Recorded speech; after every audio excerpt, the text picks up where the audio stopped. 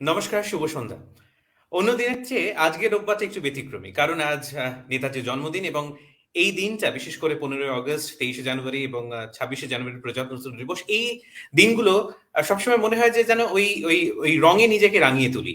আর এমন কিছু মানুষ সঙ্গে রয়েছেন যাদেরকে নিয়েই আমাদের পথ চলে এবং যাদেরকে দিয়েই বোধহয় আমাদের এই বিশেষ দিনগুলো, সকালগুলো শুরু হয়।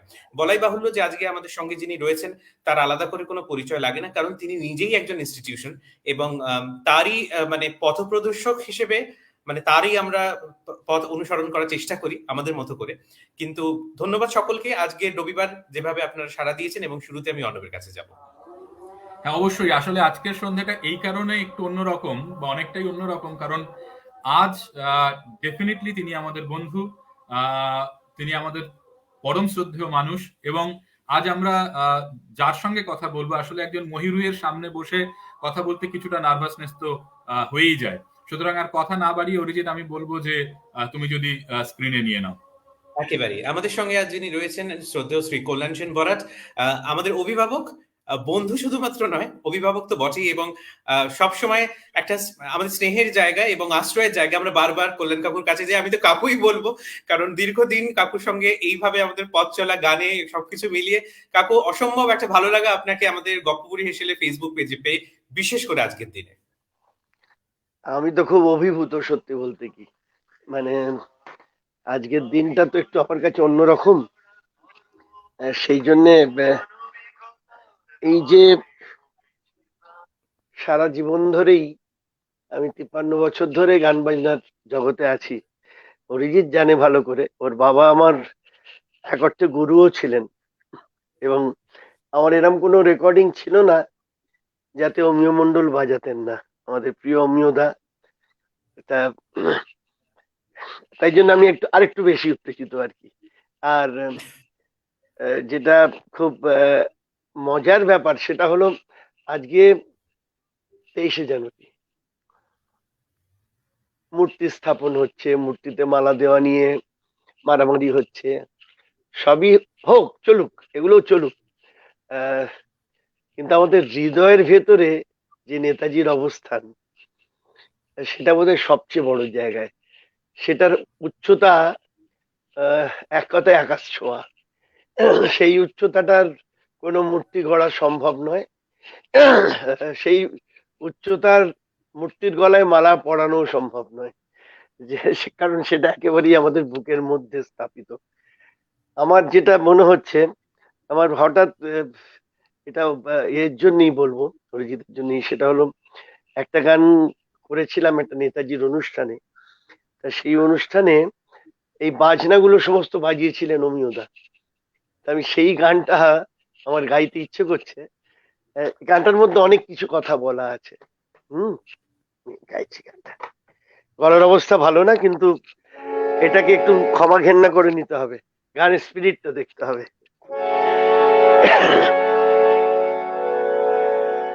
যদি আবার পাহাড় নদী ডাকে এখানে, যেন রক্ত ধারায় জাগে মুক্তি স্বপন।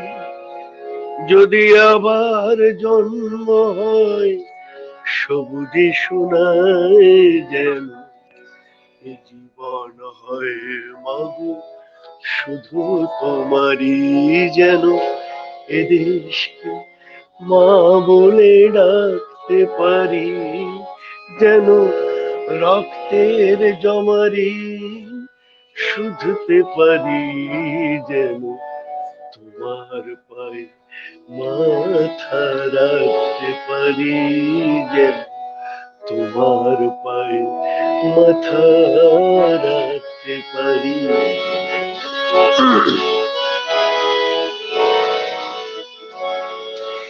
যদি আমার সুফলা মাটি কোল পেতে দেয়, যেন সে মাটির ধূলিকণা চন্দন হয়। যদি আবার দেশ হয় মাতৃভূমি, যেন প্রাণ দিয়ে জীবন ধন্য করি যেন এ দেশকে মা বলে ডাকতে পারি, যেন রক্তের জমারে শুধতে পারি, যেন তোমার পায়ে মাথা রাখতে পারি। যদি আবার জন্ম হয় এই মাটিতে, যদি আমার ফিরে আসি এই ধুলিতে, তবে সে জন্ম সার্থক হয় যেন মা, যেন তোমার পায়ে মাথা রাখতে পারি, যেন এ দেশকে মা বলে ডাকতে পারি, যেন রক্তের জমারি শুধতে পারি, যেন তোমার পায়ে মাথা রাখতে পারি, যেন তোমার পায়ে মাথা রাখতে পারি। অনেকটা সময়, অনেকটা স্মৃতির পথ ধরে মানে আরো অসম্ভব ভালো লাগে। অর্ণব, হ্যাঁ, মাঝে মধ্যে আসলে এমন মুহূর্ত আসে যেখানে মনে হয় যে মহিরুহের সামনে নতজানু হওয়া ছাড়া আর কোনো কিছু বলার থাকে না আর কি। তো সেরকম একটা মুহূর্তের সামনে আমরা দাঁড়িয়ে আছি। আমার একটা জিনিস খুব ছোটবেলায়, যদি আমাদের ছোটবেলাটা একটু রিমাইন্ড করে চলে যাই, আসলে সেটা 23শে জানুয়ারি হোক, 26শে জানুয়ারি হোক বা 15ই আগস্ট হোক, যে কোনো সময়ই হোক, আহ, তখন হয়তো এতটা আড়ম্বর ছিল না বা আড়ম্বরের ঘনঘটা ছিল না, কিন্তু আমাদের সকালগুলো কিন্তু আহ ক্যালকাটা কয়ারের গান বাজছে, হয়তো আমরা রাস্তায় চলেছি একসঙ্গে সকলে মিলে গাইতে গাইতে, বা মাইকে বাজছে, সেভাবে কিন্তু আমাদের আসলে আমরা তো শ্রবণটা তো আমাদের সবসময় খুব আমাদের বাঙালির বোধহয় সঙ্গে সঙ্গে চলে। তো ওটা আমাদের এই এই বিশেষ দিনগুলোর সিগনেচার হয়ে গেছে। এবারে যদি আমি একটু বলি যে আপনি হয়তো আমাদের হয়তো নয়, আরো একটু পেছনে ফিরে যদি আমাদের নিয়ে যান, যেখানটায় আপনার সময়ে এই এই এই 23শে জানুয়ারি সেলিব্রেশন হচ্ছে বা 26শে জানুয়ারি সেলিব্রেশন হচ্ছে, 15ই আগস্টের সেলিব্রেশন হচ্ছে, কিরকম ছিল সেই দিনগুলো? খুব খুব ভালো একটা মনে একটা নস্টালজিক বোধ জাগ্রত করলে তুমি।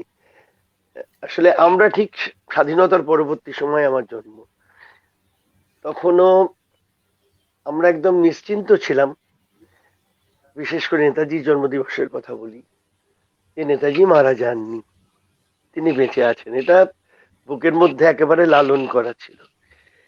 এবং প্রত্যেক 23শে জানুয়ারি দুপুর 12টার সময় যখন তোপধ্বনি হতো, আমরা প্রত্যেক বছর ভাবতাম যে এবার নেতাজি ফিরে এলেন এবং দেশ একটা অন্য স্বপ্নের মধ্যে দিয়ে পথ চলবে, যে স্বপ্ন নেতাজি দেখতেন। তা দেখতে দেখতে এইভাবেই চলে গেল 65-70 বছর। কিন্তু এখন আর ওটা ভেবে লাভ নেই। কিন্তু একটা জিনিস সেই সময় আমাদের ছিল, ওই প্রভাত ফেরি 23 বলো, 26 বলো, 15ই আগস্ট বলো, এবং তখনও না একদম খুব খোলাখুলি বলছি যে রাজনৈতিক ব্যক্তিত্বদের একটা অন্যরকম অবয়ব আমাদের চোখে ছিল, একটা সম্মানের মূর্তি ছিল প্রত্যেকের, যে আমরা তখন রাজনৈতিক নেতৃত্বে যারা ছিলেন তাদের সম্মান করতাম, তাদের বিশ্বাস করতাম। যেটা আস্তে আস্তে এখন শূন্যতে এসে ঠেকেছে, সেটা কিন্তু তখন একটা জায়গায় ছিল। এবং বাড়ি বাড়িতেই পতাকা উত্তোলন হচ্ছে, পাড়ার ক্লাবে হচ্ছে, এবং সেখানে আমরা গান গাইছি, সেখানে আমরা গান তৈরি করে গাইছি। এরকম সব অসাধারণ অভিজ্ঞতা, যেটা স্কুলে থাকার সময়, আমি জানি না এখন স্কুলগুলোতে কি হয়, এই 2 বছর ছেড়ে দাও, তার আগেও আমার যা দেখা নেই, যে তখন না একটা উন্মাদনার মধ্যে থাকতাম আমরা এই দিনগুলোতে, যে সমস্ত বন্ধুদের সঙ্গে একসঙ্গে পায়ে পা মিলিয়ে এনসিসি করতাম, মনে আছে? তাই এই দিনগুলোতে বিশেষভাবে একটা অন্য ব্যাপার হতো, সেই একটা পায়ে পা উৎসব মিলিয়ে। মুখর পরিবেশ এবং উৎসবের একটা মহড়া একদম চলছে। একদম উৎসব মোড়, তার আগে রিহার্সাল, এবং সেদিনকার সেই ব্যাপার, দুটো জিলিপি আর একটা সিঙ্গাড়া খাওয়ার জন্য 200 জনের পেছনে পেছনে লাইন দেওয়া, কিন্তু কি তৃপ্তি যে ছিল, অর্ণব, অরিজিৎ, তোমাদের বোঝাতে পারবো না। আহ, মানে ওই পাওয়ার মধ্যে এমন একটা আনন্দ ছিল, এখন বোধহয় 1 লাখ টাকা পেলেও ওই আনন্দটা হয় না। মানে এটা ঘটনা, আসলে একটা পরিতৃপ্তি ছিল, এবং দেশকে ভালোবাসার, ভালো লাগার একটা পরিমণ্ডল ছিল, যে পরিমণ্ডলটা আমাদের কিন্তু ছোটবেলা থেকে অন্যভাবে তৈরি করেছিল।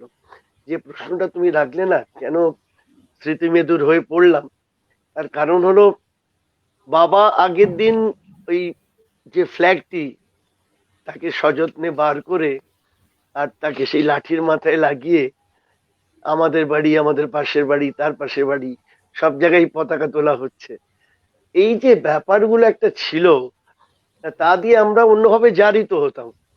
আমরা কিন্তু আমাদের ছেলে মেয়েদের সেইভাবে পারিনি, এটা অস্বীকার করে লাভ নেই। আর তোমরা আরোই পারছো না। কাজেই জিনিসগুলো আস্তে আস্তে ওই একটা অবরোহণ, একটা ডিমিনিশিং একটা গ্রাফ হতে হতে একটা খুব খারাপ জায়গায় গিয়ে ঠেকছে। এখনো সময় আছে, আমার যেটা নিজের মনে হয়, যে কথাটা অর্ণব বলছিলে না, যে ছোটবেলায় এই আমাদের গান শুনে এই দিনগুলো পালন করা, এই দিনগুলো ফেরানো যায়, খালি একটু নিজেদের আর একটু যত্ন নিতে হবে।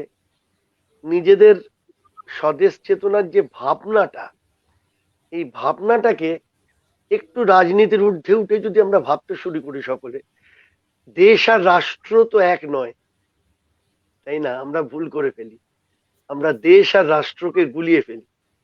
দেশমা যখন কাঁদেন, তখন কিন্তু রাষ্ট্রের চোখে জল থাকে না, জল থাকে তার ছেলে মেয়েদের, মানে আমাদের চোখে জল থাকে। এটা হলো ঘটনা।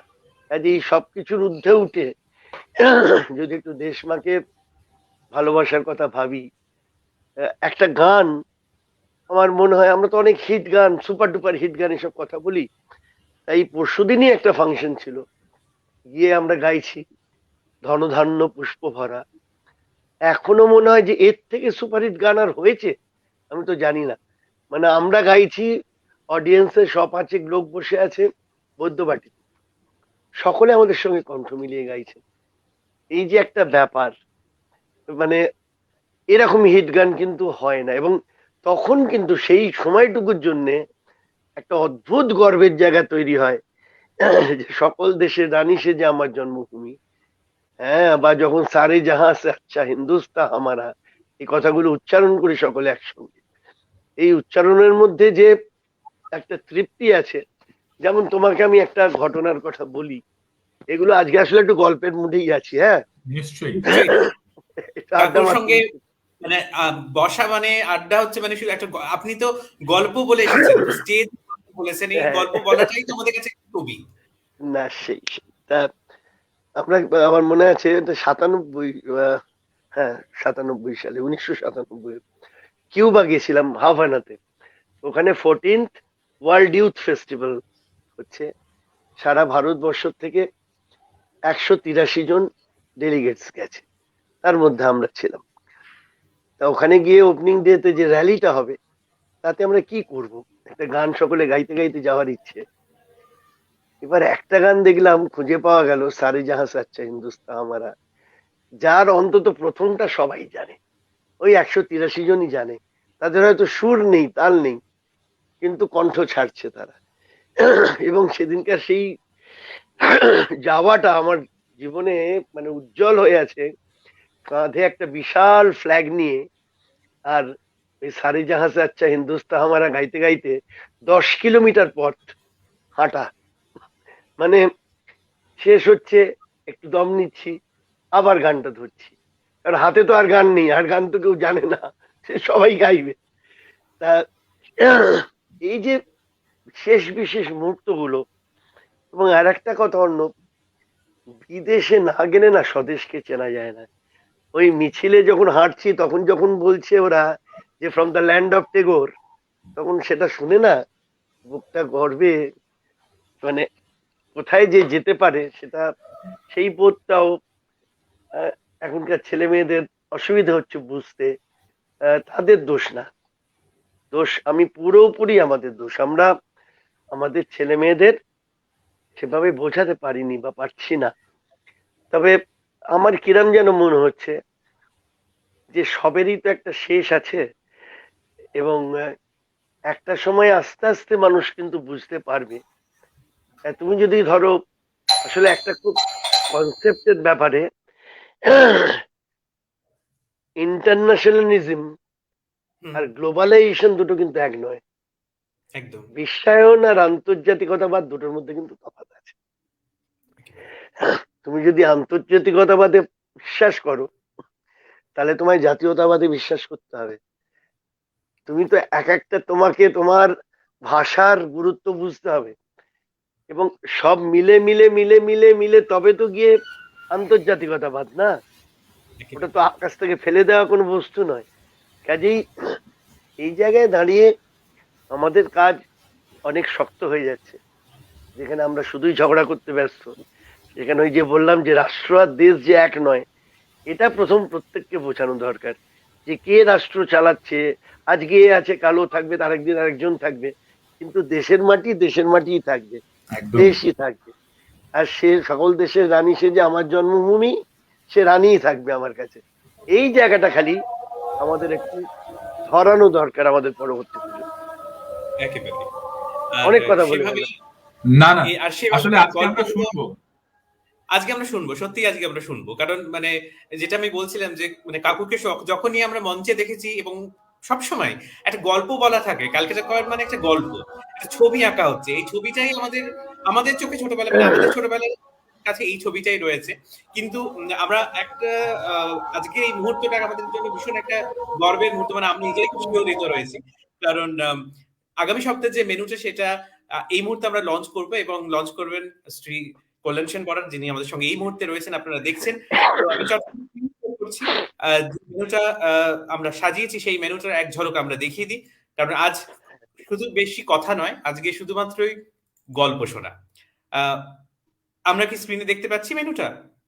হ্যাঁ, চিংড়ির বাহারি পোলাও, মুরগির জংলি রসা। বাবারে, তো এবং আমরা নাম জিভে, রেখেছি বনভোজন। হ্যাঁ, তো জিভে জল চলে এলো গো। এমনি অসংখ্য তো ধন্যবাদ কাকু। আপনার হাত দিয়ে এই মেনুটা সকলের কাছে পৌঁছে যাক। আহ, এবং আমরা এই মেনুটার সঙ্গে কথা বলতে বলতে এবার আমরা আড্ডায় ফিরি। অর্ণব, বল। আচ্ছা, একটা ডিশের অর্ডার রইলো আমার তরফ থেকে, হ্যাঁ, এবং সেটা কিন্তু অবশ্যই আমি টাকা দিয়ে খাবো। মানে ওইটাকে বঞ্চিত করো না আমাকে, মানে ফ্রি পাঠিয়ে দিলে সেটা করবে না, পাঠাবে, এবং আমি I will pay for that. এই কারণে যে আমার নাম দুটো অদ্ভুত সুন্দর লাগলো, খেয়ে দেখতে ভীষণ ইচ্ছে করছে। বনভোজন আসলে হারিয়ে যাচ্ছে কলকাতা থেকে, আমাদের সংস্কৃতি থেকে, যেমন ভাবে আপনি বলছিলেন। এই হলো ওই কথা, বনভোজনের এই মজাটাই হলো এখন আর কথা। নেই। সেক্ষেত্রে আমরা ভাবলাম যদি এই শীতে বনভোজন করা যায়। অর্ণব, আমাদের এটা সময় দারুণ। এগিয়ে যাচ্ছে, এবং সত্যি কাকুকে তো একটা সময়ের পরিসরে ধরাটা খুব মুশকিল। মানে যার ব্যাপ্তিটাই এতটা, এই লাইভ ভার্চুয়াল মিডিয়ামে তাকে ধরা খুব কঠিন। সে না, আসলে আহ, যেটা হয়, আমরা আড্ডা মারতে বসলে, আগেও তাই হতো, যখন অমিয়দা ছিলেন, বেবিদা ছিলেন, বেবিদা এখনো আছেন, তা আশিস দা, আমরা সব যখন আড্ডা মারতাম, 6 ঘন্টা 8 ঘন্টা কোথা দিয়ে কেটে যেত আমরা নিজেরা বুঝতেই পারতাম না, এত আড্ডা ছিলাম। আসলে বাঙালির মূল রসদ হলো আড্ডা। একদম। আমরা অনেক কিছু শিখি আড্ডার থেকে। আহ, একটু যদি আমরা আমাদের মানে নিজেদের একটু ফ্লেক্সিবল রাখি, একটু মনটাকে যদি উন্মুক্ত রাখি, প্রত্যেকের কথা থেকে কিন্তু কিছু কিছু রসদ পাওয়া যায়, যেটা কিন্তু নিজেকে ঋদ্ধ করে। সেই মনটা দরকার আছে। হুম। আহ, আমার বল। জাস্ট আজকে যেহেতু সময় একেবারেই সংক্ষিপ্ত, তো আমার হ্যাঁ, একটা প্রসঙ্গে না গিয়ে কিছুতেই আড্ডা শেষ করতে ইচ্ছে করছে না। আসলে একটা সময় অরিজিৎ, তোমাকেও বলি যে আমরা কিন্তু স্টেজ হপিং করেছি, মানে আক্ষরিক অর্থে। এবং ক্যালকাটা কয়ের প্রোগ্রাম মানে শুধুমাত্র স্টেজ নয়। আমার যেহেতু অনেক বন্ধু বান্ধব এখনো আছে বা তারা ছিল ক্যালকাটা কয়ের সঙ্গে, আমার প্রবেশাধিকার ছিল গ্রিন রুমে। এবং গ্রিন রুম মানেও কিন্তু একটা অনুষ্ঠান চলছে, লাইভ চলছে। যারা হ্যাঁ, সঙ্গীতের সঙ্গে, যারা ডান্সের সঙ্গে যুক্ত, হ্যাঁ, তাদের চলছে। এবং আমরা একটু ভয় পেতাম বেবি জেঠুকে, আর হ্যাঁ, পোল্যান্ডে এসে গেলে তো মানে খুব ভয়ের ব্যাপার আর কি, মানে সেটা নয় আর কি, কিন্তু আমাদের প্রশ্রয় দেওয়ার লোকজন ছিলেন। তো এই যে বৃন্দগান, একদিকে বেবি জেঠু, আহ, আমার যতটুকু মনে পড়ে অডিয়েন্স লেফটে উনি দাঁড়াতেন, যদি আমি খুব রাইট। ভুল, হ্যাঁ, খুব ভুল না হুম, করি। হুম, এবং সব মিলিয়ে এই যে একটা গ্রুপ পারফরমেন্স, বৃন্দগানের ফরম্যাট, যেটা হুম। আপনি আহ, কলকাতা শহরে এটা একটা অসাধারণ জিনিস। এটাকে আগামী দিনে আপনি কিভাবে দেখেন, মানে কিভাবে মনে হয় যে দেখো, আমি খুব পরিষ্কার একটা কথা বলি, সেটা হলো সত্যি বলতে কি, আমি না খুব শঙ্কিত। মানে আমার এই যে ব্যাটনটা, এটা ঠিক কার হাতে দেব, এটা না এখনো সেরকম খুঁজে পাচ্ছি না। এবং দলেতেও সবাই খুব খোলাখুলি হাসি মুখেই বলে, এই তুমি যতদিন থাকবে ততদিন হবে। আমার না প্রথম প্রথম কথাগুলো শুনতে ভালো লাগতো, আজ থেকে 15 বছর আগে। কিন্তু বছর 4-5 হলো আমি খুব আতঙ্কিত হয়ে পড়ছি এই কথাগুলো যখন তারা বলে। কারণ কেউ যদি এটা না ধরে, এই ধারাটা তো থাকবে না। যার জন্য আমি যেটা 3 বছর আগে আমার সঙ্গীত জীবনের যখন 50 বছর হলো, তখন একটা আমার সুর করা গানে একটা কম্পিটিশন করলাম কোয়ারের। এবং তাতে বেছেও আমরা 29টা দলকে আমাদের গান গাওয়ার সুযোগ দিতে হয়েছিল। এবং তারা কিন্তু কেউ ফেলে দেওয়ার মতো নয়। তাদের মধ্যে এখনো অন্তত 15 থেকে 16টা দল বেঁচে আছে। কিছু দল তৈরি হয়েছিল সেদিনকে গাওয়ার জন্য, কিন্তু তারপরে দেখলাম ওটা বেঁচে আছে এই 3 বছর ধরে।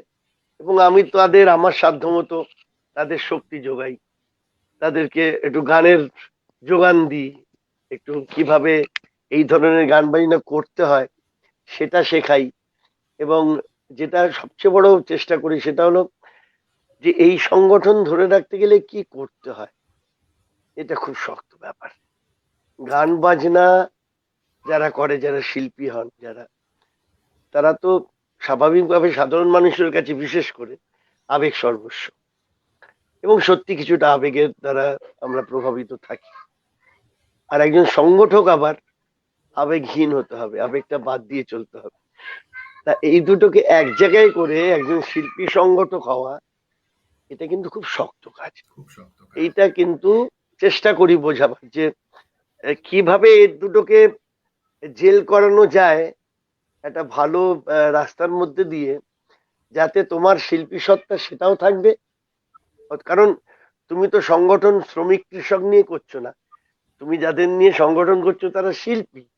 তাদের একটা অন্য মানসিকতার জায়গা থেকে তারা সবকিছু কাজ করে। সেই জায়গাটাকে কিন্তু সম্মান দিতে হবে।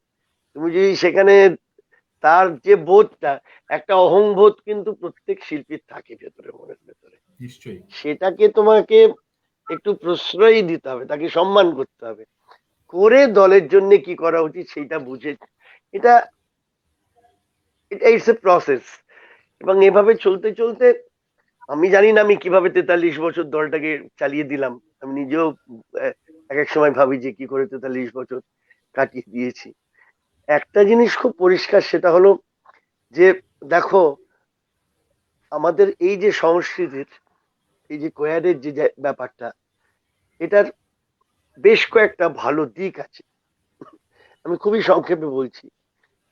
1 নম্বর হলো যে নিজের মনটাকে পরিশুদ্ধ করা। এবং সঙ্গীত যে শুধুমাত্র বিনোদনের জন্য নয়, এর মাধ্যমে যে কিছু উপদেশ বলো, মানে সেই রামকৃষ্ণদেবের কথায় নাটকে লোকশিক্ষা হয়। হুম। তা এই যে লোকশিক্ষাটা দেওয়ার জন্য আমাদের এই গান বাজনার কিন্তু একটা দরকার আছে, যে আর্ট ফর হিউম্যান শেক, তাই না? তা এই একদম। একটা জায়গা, প্রথম কথা। দ্বিতীয়ত আর একটা বড় জায়গা, যে যেখানে সবকিছু ভেঙে যাচ্ছে সেখানে একসঙ্গে পথ চলার একটা শিক্ষা তৈরি করা, যে একদম। একসঙ্গে চলা যায়। আমাদের দলে 90 জন ছিলেন, তারা তো চলছে পথ। এই একটা গেল। আর বাবু, তৃতীয়ত আর একটা হলো, যেটা সবচেয়ে বড় জিনিস। দেখো, এই যারা আমার সঙ্গে আছে, এরা প্রত্যেকে হয়তো একা সোলো গাবার মতো তাদের ক্ষমতা নেই, বা সেরকম একা নাচার ক্ষমতা নেই। তারা যখন দলবদ্ধ হয়ে একটা কাজ করে, একটা অনুষ্ঠানে যাচ্ছি, তখন কিন্তু তার একটা শিল্পী সত্তা সেইটা কাজ করছে, যেটা কিন্তু সে এই দলে না থাকলে সে বাড়িতে বসে থাকতো খালি, এবং ঠিক। কিছুদিন বাদে দেখা যেত যে সে গান বাজনা ছেড়ে দিয়েছে।